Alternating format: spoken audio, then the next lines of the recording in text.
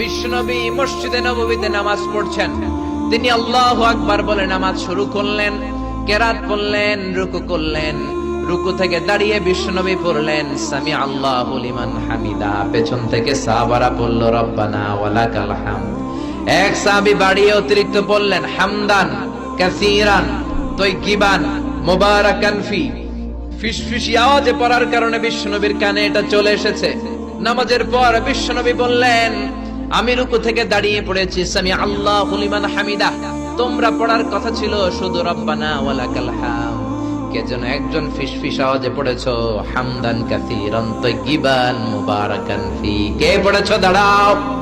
কোন সাহাবী দাঁড়ায় না ভয়ে। বিশ্বনবী অভয় দিয়ে বললেন কিছু বলবো না, কে পড়েছো? দাঁড়াও।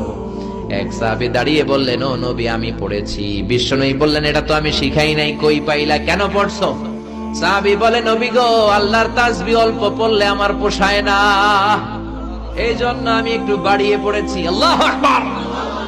বিশ্বনবী বললেন ভয় পেও না, বিচলিত হয় না, নামাজরত অবস্থায় আমি দেখেছি বিদআউ ওয়া সালাসুনা মালায়েকা, 30 জনেরও বেশি ফেরেশতা তোমার এই অতিরিক্ত তাসবিহর সওয়াবটা কে লিখে লিখে আল্লাহর দরবারে পৌঁছে দিতে পারে, তারা আকাশের মধ্যে কে আগে নিয়ে যেতে পারে প্রতিযোগিতা করছিল।